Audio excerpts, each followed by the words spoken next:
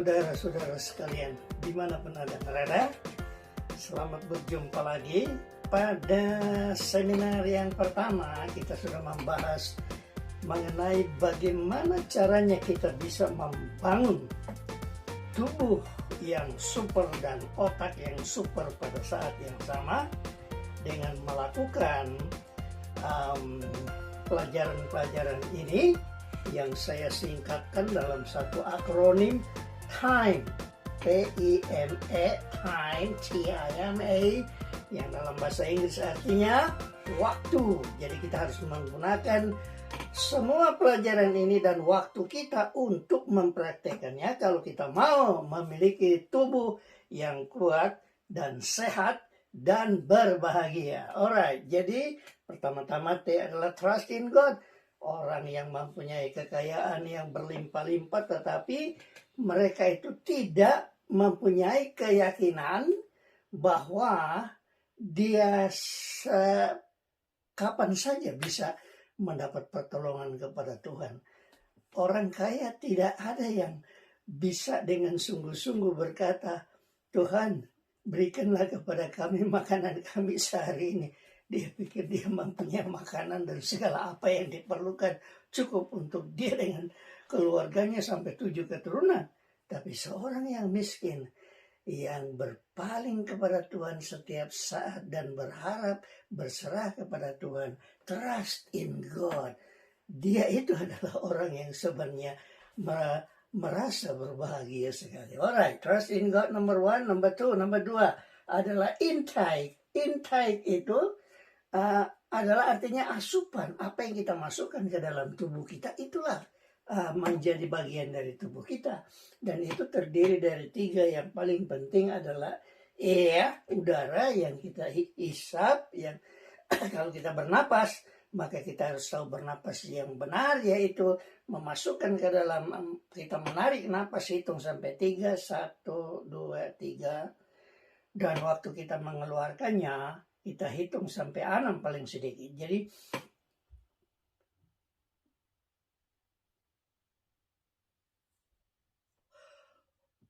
6, oke?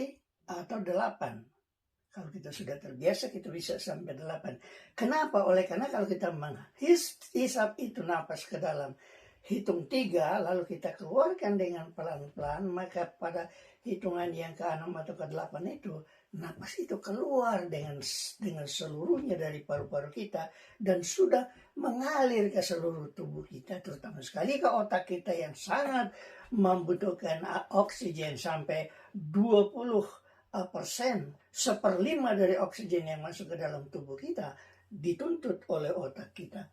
Kemudian yang kedua adalah water, air. Karena kalau kita tidak minum air, paling lama menurut catatan rekor dari National Geographic Magazine, hanya ada 1 orang di dunia ini yang pernah hidup sampai 14 hari tidak ada minuman yang dia bawa.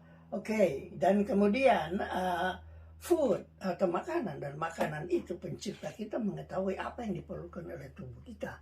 Dan bukan hanya kita saja, binatang-binatang pun kalau Anda perhatikan, maka binatang-binatang yang kuat, tahan, bisa melakukan pekerjaan, membajak, mengangkat barang, memikul barang, itu adalah seperti kuda, seperti sapi, seperti kerbau, seperti gajah, dan binatang-binatang yang lain. Mereka ini adalah pemakan, makan makanan yang berasal dari tumbuh-tumbuhan. Tetapi seperti singa, macan, anjing, kucing, ini makan binatang-binatang yang mempunyai taring. Mereka adalah pemakan mangsa. Mereka itu makanannya adalah daging. Tapi kalau kita perhatikan, ini binatang-binatang ini biasanya kehidupannya 4 jam mereka itu bekerja atau bergiat ke sana kemari, lari, sudah itu sisanya mereka itu tidur saja. Dan kalau mereka dipaksa, misalnya singa yang kuat, macan yang kuat, dipaksa untuk menarik bajak atau memikul barang, tidak akan lama mereka itu akan ambruk mati. Tapi binatang-binatang pemakan itu sayur-sayuran dan buah-buahan, tanaman, hasil tanaman, mereka itu kuat, mempunyai tenaga yang kuat dan sangat teguh, kekar. Oke.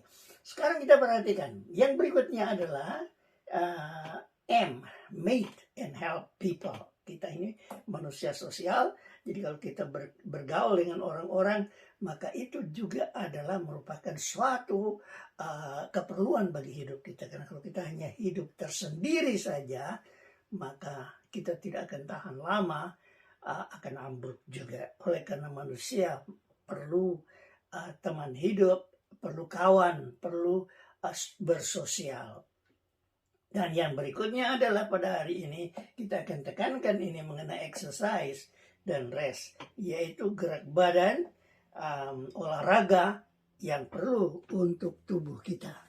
Nah, ada seorang profesor ahli kesehatan tubuh dan kekebalan tubuh yang bernama Profesor Aidit Sulkin. Profesor Aidit Sulkin itu adalah seorang profesor di Ben Gurion University. Dia mengatakan bahwa ada hubungan langsung antara menyanyi sambil tepuk tangan atau berolahraga sangat sederhana, yaitu menyanyi sambil bertepuk-tepuk tangan, dan mengasah otak dan meningkatkan kemampuan kognitif, motorik, dan emosi serta sosiologinya. Dia membuat ini percobaan atau satu eksperimen selama 10 tahun lamanya pada 3.000 anak-anak sekolah di kelas sekolah dasar, dan ternyata benar apa yang dia sudah pikirkan itu, dan tulis bukunya bahwa gerakan-gerakan tepuk-tepuk tangan itu, oleh karena pada tangan kita itu terdapat ujung-ujung dari urat-urat syaraf dan urat darah kita ke seluruh tubuh.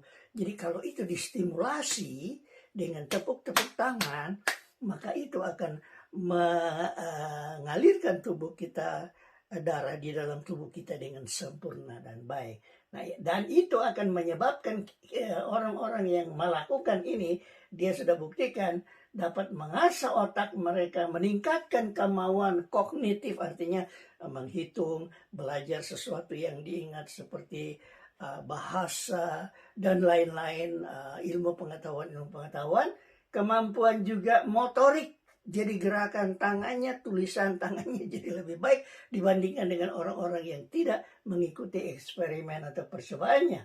Dan emosi serta sosiologinya. Jadi anak-anak yang dilatih dengan demikian rupa, bertepuk tangan dengan sangat teratur, ternyata mereka itu di dalam semua hal ini, kegiatan ini, di dalam semua kehidupan mereka sangat besar bedanya dibandingkan dengan yang tidak mengikutinya.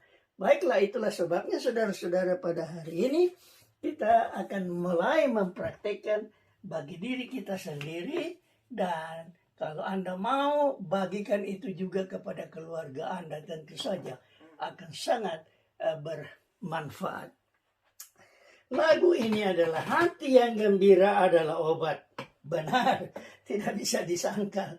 Orang-orang yang mempunyai hati yang gembira, selalu senang, mereka itu mempunyai hidup yang lebih sehat daripada orang-orang yang hidupnya murung.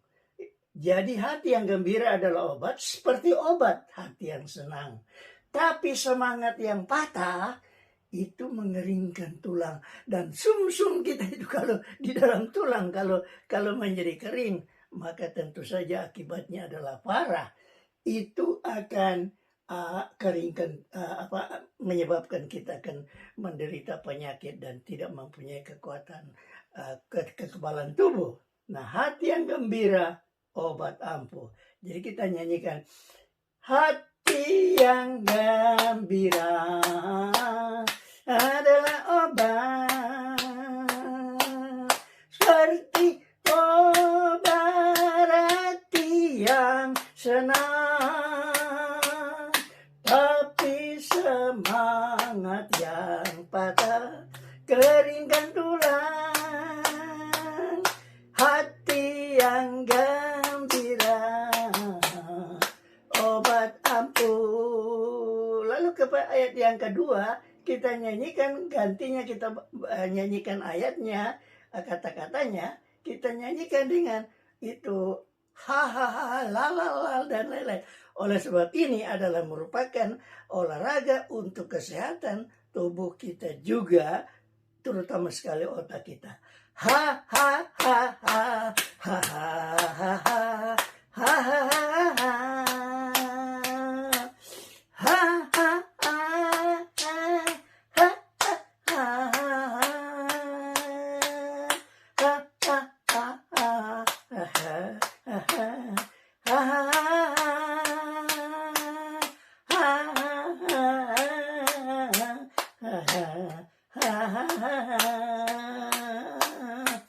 la la la la la la la la la la la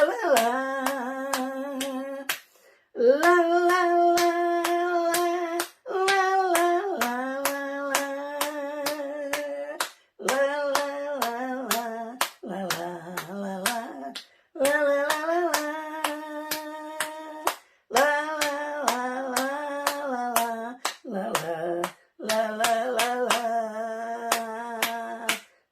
na na na na na na na na na na na na na na na na